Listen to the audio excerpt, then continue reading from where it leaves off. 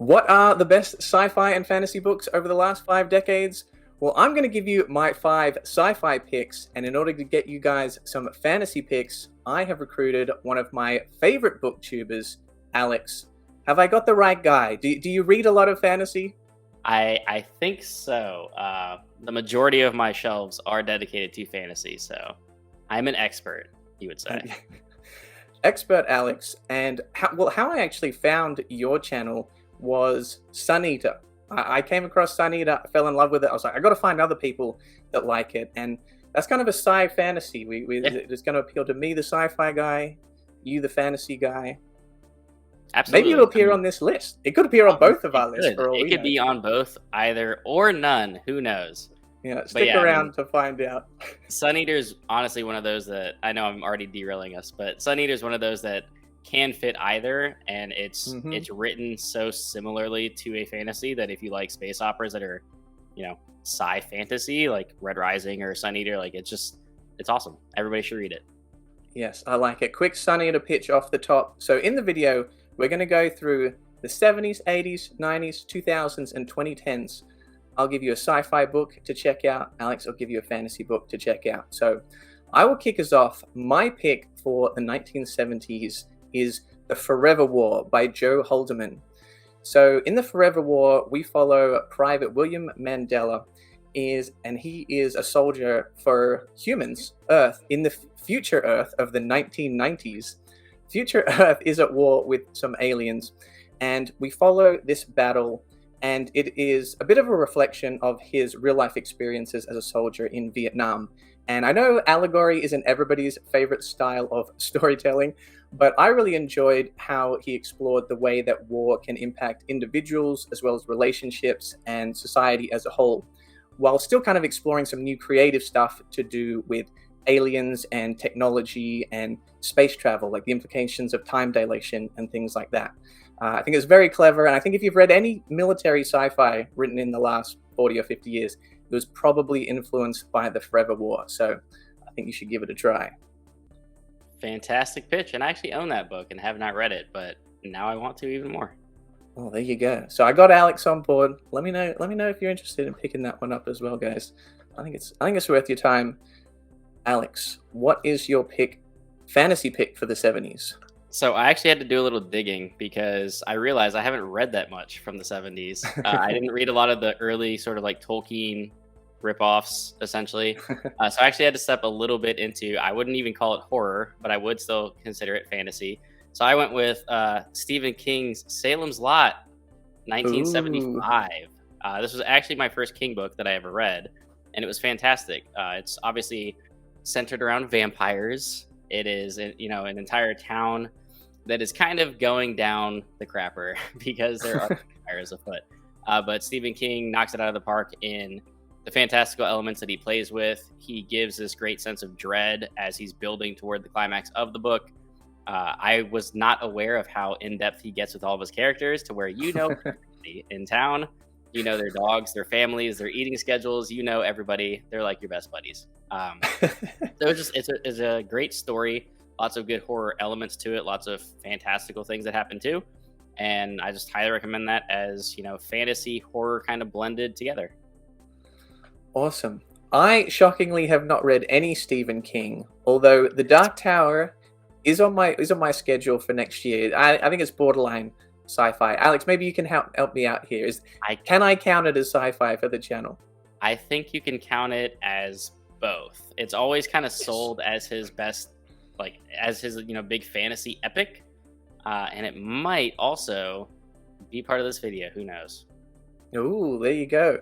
Well, I'm excited to read that. I know some of his more sci-fi stuff is 11, 22, 63, and Stan, maybe? Or maybe that's kind of a mix too. Yeah, I But mean, I've seen them definitely categorized as sci-fi, and sci-fi is so broad that I Mhm. mean, if you're thinking spaceships and lasers, then no, Dark Tower isn't necessarily sci-fi, Yeah. but there are definitely some very sci-fi things going on in that series. Well, I'm excited to try it. And Salem's Lot was your first. Mhm. Did you find that a good place to start Oh with yeah, King? I loved it. There were a couple different recommendations for where to start. people say not to start with the Dark Tower, but I think it's fine. Jonathan's going rogue. A lot of his books seem to really function well as standalones and are standalones. So I mean, you can kind of start anywhere. You can either go all the way back to the beginning and start with things like Carrie or Firestarter, get hit, way earlier on in his career, or you can go for the Stand or It. He wrote a lot of books. Just pick one. There's so many. Just pick one that sounds cool and go. There's a lot of hits. Yeah. All right, I like it. Well, as we move on to the 1980s, I think you have read this one, Alex, and I don't think you loved it. So you might not like this pick. My sci-fi pick for the 80s is Ender's Game by Orson Scott Card. So now that I'm thinking about it, kind of similar premise to the Forever War, probably influenced by it. In the future, humans are at war with aliens, those pesky aliens, and the intergalactic, what do they call? I'm forgetting the name. The military force. They decide, you know what? We need a leader. None of the leaders we've got are good enough. We need to recruit a smart young kid. So they create a battle school and they try to train them up to find a strategic leader that's going to be able to win this war with the aliens. So we follow these special kids, these smart kids. And I know overly smart kids annoy a lot of people, but I think the kids are written brilliantly in this book. I think the character work is phenomenal. It has good action scenes, good kind of tactical battles in the training, as well as some kind of surprisingly, in my opinion, kind of deep philosophical explorations within what some people think is a YA book. I don't consider it YA, but I think it gets quite deep. And a jaw-dropping ending. I was floored by the ending. Absolutely loved it. So if you're new to sci-fi or an experienced sci-fi reader, I think you have to try Ender's Game. Why didn't you like it, Alex? Well, I am in the minority of people, it seems, that didn't love it for some of the same reasons that you actually loved it. So I did not love Ender as a character. I didn't love the whole premise of Earth's mightiest military force has to look for literal children and toddlers to fight against the alien threat. I mean, honestly, it's one of those things that the more I talk about it, I just like to kind of dunk on it more than I actually didn't like it. It was fine. I think it was built up as such a, like, this is the pinnacle of sci-fi, like one of the greatest things of all time. That when I read it, I was like, that was it. Yeah. But it does have a lot going for it. You can really see where a lot of books since then have pulled from it. It's obviously influenced tons and tons of authors, and a lot of praise goes around for it. I'd say somewhat deservedly so. But just because I didn't like it doesn't mean you won't. A lot of people love it. I'm probably wrong. I actually was not that, I guess, caught off guard. I'll just say that with what happens. But a lot of people are, and if you are kind of surprised when that particular thing happens in the later half, then it's gonna probably floor you, because it is pretty cool. I was like, all right, that's fine. Well, if you're a genius reader like Alex, you might see the ending coming. But if you're a lowly peasant staring up at Alex at the top of his ivory tower, you might be as shocked as and impressed as I was. No, it does have a lot of good things going for it. I think it was mostly my own issue of being overhyped for something, which has happened in the past before for other things, that I just kind of knocked it down a peg and then was yelled at.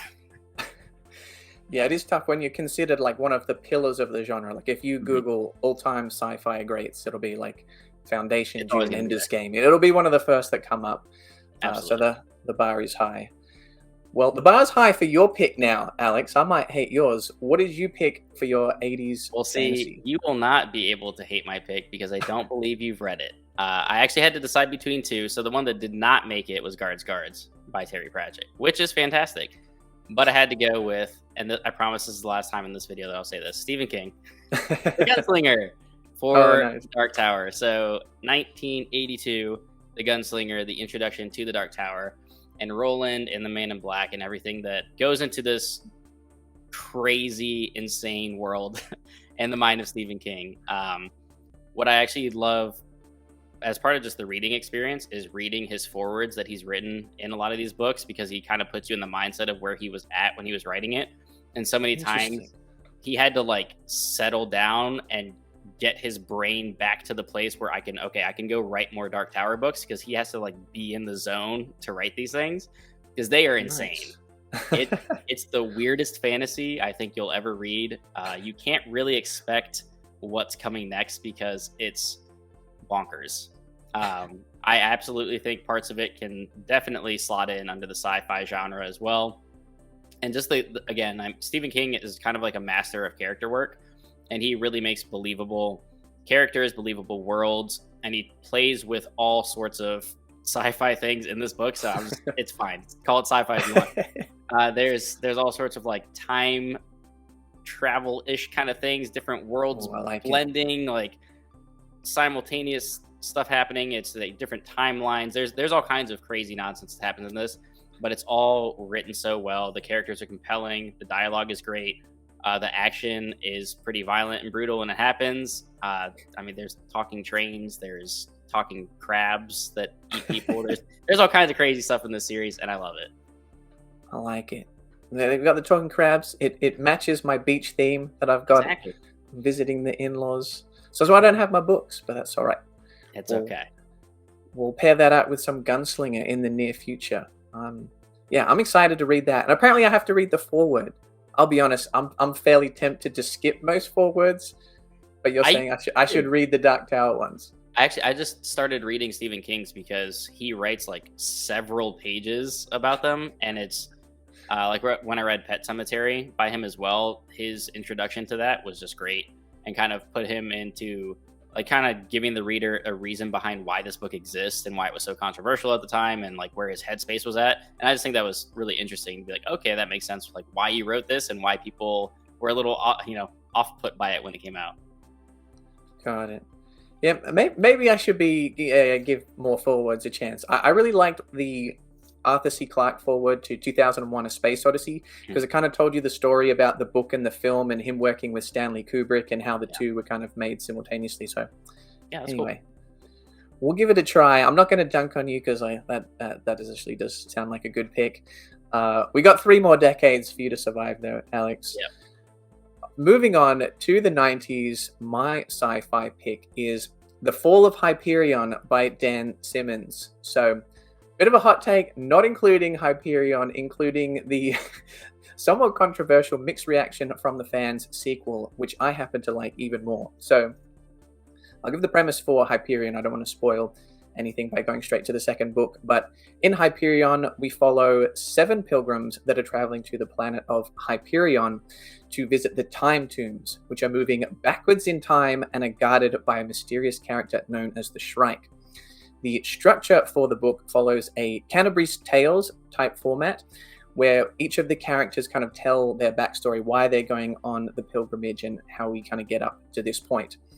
So the reason why the second book is a little bit controversial because that structure does change. It uses a different narrative device to tell the second half of the first story act, the first duology in the Hyperion Cantos. But I absolutely loved it. I thought there was some super creative sci-fi ideas, a really interesting mix of genres, wonderful prose, great character work. Not many writers are able to balance that kind of hard sci-fi ideas, but also be kind of beautiful writers, kind of get into the kind of more personal, emotional stuff as well. And a few things in this book just absolutely floored me. Like, really, I'm kind of chasing that feeling every time I pick up a new sci-fi book. It's like I want to experience that again. So, one of my all-time favorites. If you pick up Hyperion, please give the second book a chance. In my opinion, they complete one story. So, read the duology. Oh, that's awesome. So, in that similar vein, how do you feel about Speaker of the Dead? Okay, and so I liked Speaker of the Dead, but I didn't love it as much as Ender's Game, and that could have been an expectation thing because it's very different in style. It's a lot. Well, that's why I brought it up, because it sounds like these two are also very different in style and how they approach the storytelling. Interesting. I would say they're more different in structure, but it still kind of is more similar in tone than Speaker is. Gotcha. But there's definitely a shift between both of them. So depending on what you're looking for, you might like Speaker more than Ender's Game. Possible. All right, Alex, hit me with your 80s fantasy pick. I mean, 90s. The 90s was just out of this world. I mean, I literally had to write it down. You had multiple books in some of these series: Wheel of Time, A Song of Ice and Fire, Harry Potter, Farseer, Malazan, Dark Tower, Discworld. And for me, it actually came down to Robin Hobb, Ooh. 1996, Royal Assassin. So book 2 of the Farseer trilogy, which Nice. is, I've only read part of the Live Ship Traders, so I'm not that far into the Realm of the Elderlings as a whole. But Farseer was fantastic, and this would have been my book of the year when I read it 2 years ago. But something else ended up beating it out, which I'll talk about in a little bit. Oh, nice. But Royal Assassin builds on everything that was fantastic in Assassin's Apprentice. This series, you follow Fitz as he's sort of retelling his life in, you know, a first-person POV. And you start out in Assassin's Apprentice when he's very, very young, dropped off as an orphan and kind of raised up as an assassin, treated horribly by everybody. It's pretty depressing at times, but she's such a beautiful writer that she makes this world feel alive. She makes these characters relatable, and you really feel for Fitz and the struggles that he goes through. And Royal Assassin builds on that, where he's, you know, obviously older. It's the next chapter of his journey, but the character work is beautiful. These are not like action set piece kind of fantasy. It's very character focused. The action is very much in the background. And if you like that, I think you'll love this series because it's just so well done. The dialogue is wonderful. There are so many times that, and this rarely happens to me as a reader, that I will stop and either reread what I just read or just kind of think on words that she used because some of her sentences are so beautiful. So she knocks it out of the park. She's a fantastic fantasy author. One of the best character works that I've ever read. I think Fitz has to be one of my favorite fantasy characters in general. And where Assassin's Apprentice leaves off to where this book leaves off, so many crazy things happen. The story really kicks up like 10 notches. It just blows it out of the atmosphere with how good this book is. Interesting. So I've watched a few discussions, reviews, etc. of Robin Hobb, Realm of the Elderlings. Generally seems pretty popular, though I've had seen a couple of mixed reactions. Yeah. But I've had a couple people on the channel, you, Joanna, and Yolene, all speak very highly of Realm of the Elderlings. So at this point, if you guys, if you like fantasy as well as sci-fi, and you're a subscriber, it seems like you have to check out this series.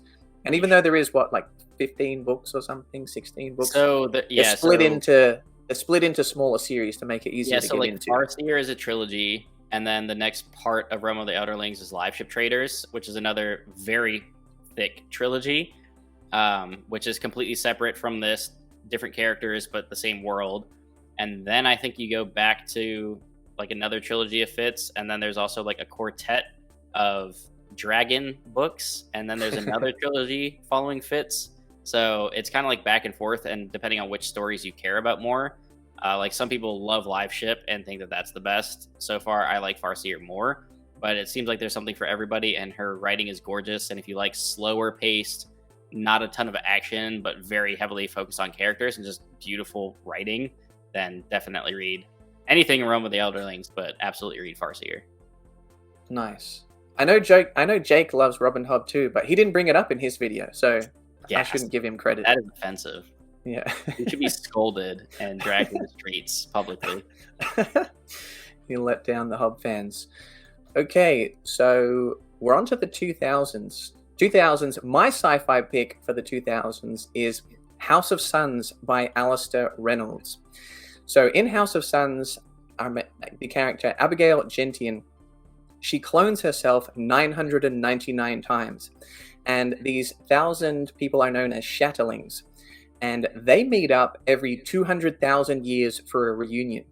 So we move about 6 million years later in the story from the beginning, and we're going towards one of these reunions, and the Gentian line, as these Shatterlings are known, are attacked. And so there's a bit of a mystery of who they were attacked by and why. So when it comes to space opera, the scope of the ideas, the period of time over which things happen, it's just absolutely epic. Like there's a chase scene in this book which takes place over tens of thousands of years, and I felt like I was on the edge of my seat the whole time. Thousands of years. It was just awesome. So yeah, sci-fi concepts are amazing, pretty interesting characters too. I love the ending. I think Alistair Reynolds is the master of the space opera. That sounds wild. Just the premise Yeah. alone is just like, what? Yeah, it's very cool. It leans a little bit towards the harder side of sci-fi, but I think it'll be accessible still for most sci-fi readers. Is It's that pretty pretty wild. common with Alistair Reynolds as far as leaning into the harder aspect of the sci-fi? Yeah, I would. So Yeah, he was, I think, like an actual astrophysicist or that somewhere makes sense. in a similar field. Yeah. I would say, in terms of his writing style on the hardness, I put him at about a 7 out of 10. Like, it Sure. definitely doesn't read like a physics textbook or Yeah, anything like that. It's not dry. He just kind of does explore sort of like the concepts and some of the technology and things through his writing. yeah. My only exposure to him is Revelation Space, and I was kind of mixed on it because there's a lot of hard sci-fi and stuff in it that I was just kind of like, huh. Yeah, that's what he's most well known for, but it's actually not his most popular within the fan base, I don't think. Makes sense. I haven't actually read. I've just read 3 of his standalones, but I definitely will get to Revelation Space eventually because I've liked I'm all sure of you'll the love books I've read. All right, so for Awesome. me, the 2000s, again, tons of hits between A Song of Ice and Fire, a little unknown author named Brandon Sanderson was writing all kinds of stuff. Mistborn was a thing, Gentlemen Bastards, First Law, Dresden, Wheel of Time again. But as I mentioned in another video recently, which was my all-time favorite fantasy book, happens to be in the year 2000 when it was published, which is A Storm of Swords, Book 3 Nice. of A Song of Ice and Fire by George R.R. Martin, the series that we will likely never get a conclusion to. But it doesn't matter, because A It's Storm of okay. Swords is the greatest thing in fantasy that I've ever read. If you've read this series at all, or maybe you're not even to this book, the amount of stuff that is packed into this novel is absolutely ridiculous. And when I came back to reread it recently, when Jimmy, Leanna, and I did our Song of Ice and Fire reread, I was literally sitting there like, oh my god, I forgot that this happened, and I forgot that this is all in this book. Are you serious? There's so many gigantic series altering events that happen. The characters obviously in the series are fantastic, some of my favorite that I've ever read. In life, the backstabbing, the political intrigue, just the warring families, and just the whole dynamic of vying for the Iron Throne is just so compelling. I love when there is, again, I wouldn't even say there's like a lot of action set pieces in George's books, Right. because they happen and there's battles all the time, but they're not like a focus. So you're not going to get like a John Gwynne level of, we're in a shield wall together, like I'm telling you what's happening. Battles kind of happen, but they're always kind of off screen, or they just kind of happen and you move on, because the main focus is the dialogue, the characters, the politics, and it's so well done. And gigantic WTF moments throughout this book, things that will, if you don't know about A Song of Ice and Fire yet, you haven't watched the show, you haven't read the books, like things will knock you off your feet. What happens, the turns that are taken in these books. So it's got everything for me. It's perfect.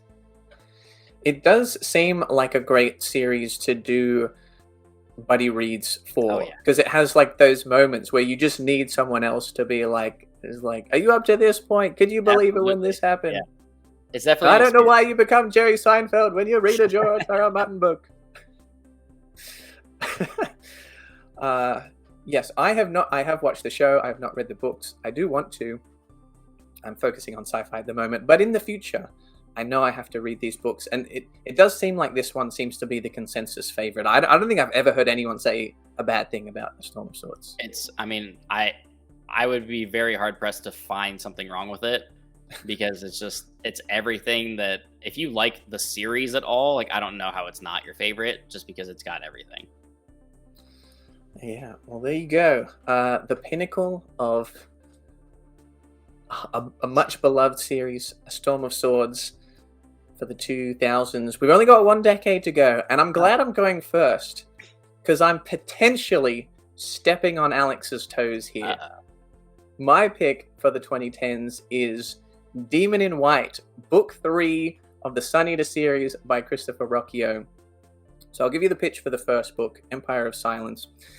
So the book is told in the first person. Our main character, Hadrian Marlowe, tells you that he goes on to destroy a sun, wiping out an alien race, killing billions, and some view him as a hero, some view him as a monster.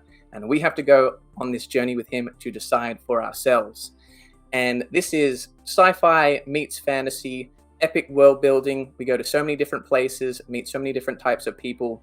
There's wonderful action, really deep characters.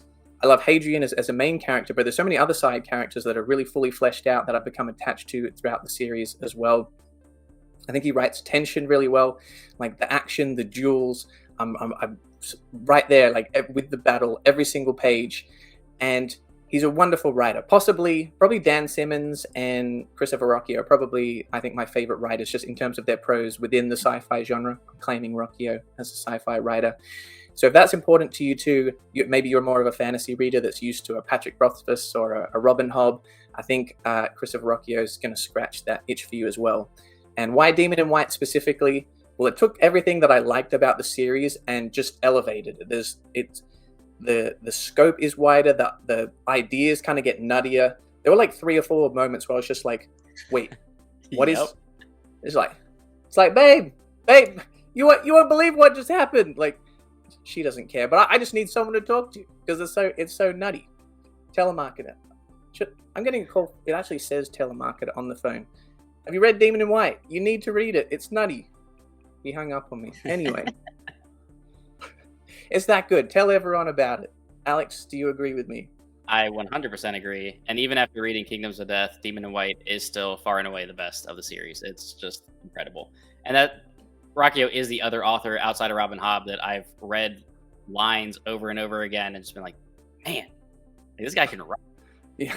Blown away by Empire of Silence as like a book 1, and I had never heard of the author before this.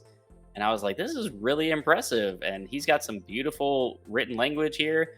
And he's really good at balancing it between like being efficient and to the point when he needs to be, and then just like being super poetic.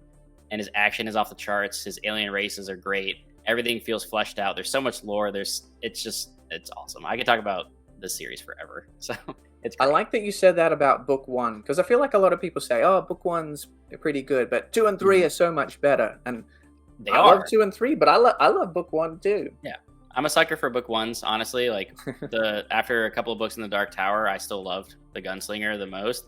That just tends to happen for me because it's just a really good first impression. Obviously, Howling Dark and Demon in White, for very obvious reasons, are better and more epic and crazier than Empire of Silence. But it was one of those moments where I was just super impressed by a book 1, and that builds up a lot of like confidence in the following books. And then for him to top it and then top it again, I was just like, this is just awesome. Yeah, super, super impressive. Maybe your pick as well. Alex, what's your favorite fantasy book of the 2010s? So I decided against it because I was sticking strictly to fantasy. I was not going to blend. Otherwise, Red Rising would have been all over this chart as well, because that is also my other favorite sci-fi series outside of Sun Eater. But again, the 2010s had a ton of stuff. The Greenbone Saga was a thing, and that's more recent. You've got R.F. Kuang and the Poppy War, because I think Shakespeare wrote the entire trilogy in the 2010s. It was, I think, Burning God came out in like 2019. It might have been 2020. Stormlight Archive, Book of the Ancestor by Mark Lawrence. So tons of stuff. But for me, I mean, this had to be it because this was my book of the year when I actually read it. And that is another big chunky fantasy book, this time by the little unknown author, Brandon Sanderson. Words of Radiance, book 2 of the Stormlight Archive, which you now will see in frame because these books are gigantic. I'm just going to shift this over here. This book, again, that's even worse. Now you're seeing everything. I'm terrible at this. So, Words of Radiance. What should we say about it? It's great. This is honestly the pinnacle of this series so far, in what's going to be, I believe, 10 books, and it's going to sweep decades of him writing because, I mean, again, like Stephen King, he's just going to write 400 books. And just in between all these big fantasy epics, the 1,200 pages or whatever this was, it was all fantastic.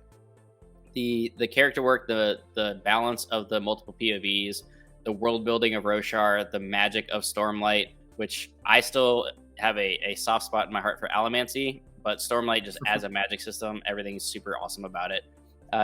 Jake, who was on this as well, obviously chose his name and profile picture and everything off of a little character in these books. So it's pretty good when you base your entire persona off of a character in a Brandon Sanderson novel.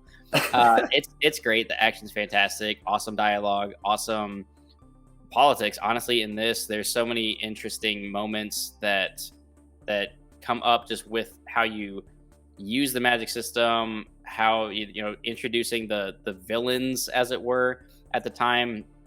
So many awesome things going on, and this has fantastic epic moments that like get you going, and you're just like, yeah, like let's keep going. Kaladin has one of the best moments in the entire series in this book. It was fantastic and literally got me hyped. So this was my book of the year. It's pretty much perfect. I love it when you connect with something so much. You're like, I can't just enjoy it in here. Like, this needs to be my phone background or my profile picture. Oh yeah. Like, Absolutely. if I read Sun Eater when I was like 15, my gamer tag definitely would have been like Hadrian Snarl or something like that. Yeah. So I love it's kind of crossing that boundary. I've not read any Sanderson. I'm interested in Stormlight, but I don't know, man. It is a big task. It's not done and won't be done for 30 years. Who knows? Because he's basically splitting it in like 5 books and 5 books, and there's gonna be a gap in the middle, like time jump, and there's a literal gap in when he's gonna write them. And they're the smallest one was Way of Kings, and I think it was 1,001 pages. I mean, they're all gonna be chunky boys. It's a big Mistborn sounding pretty good. Mistborn is great. I love it. That's still my favorite, just sort of like series that he's done. But now, by Rhythm of War, everything like the Cosmere that he's created, like the entire world that all these books fit into, there's so many things like interconnecting now that you almost have to read everything in a sense. I don't think you have to read everything. There's some that you can kind of get away with, but much like when people say don't read Dark Tower without fitting in like 18 other books that tie into it, those are mostly Easter eggs. I feel like Stormlight and Cosmere, there's a lot more directly connected, but I think you could honestly read it and be fine and enjoy it. It's a big investment. They're massive. It's like 4,000 books, or 4,000 books. That's probably also true. 4,000 pages, 4,500, whatever it is between the first 4. So, yeah. Well, I think that's probably a good thing. I mean, readers like to complain writers not writing enough, and then they write too much. It's like, I can't keep up with all of this. It's like, pick a lane, guys. So there you go. Sanderson, definitely going to read him at some point. Probably start with Mistborn, then go on to Stormlight. Well, there you go, guys. They were our 5 favorites, sci-fi books, fantasy books of the last 5 decades. Definitely let us know what you would have picked, some of your favorites, and go check out Alex's channel. I'll leave that in the link in the description. Say thanks to him for coming. Doing a better job than Jake. Hope you enjoyed the video. If you did, make sure to like and subscribe. You can find more sci-fi content over here.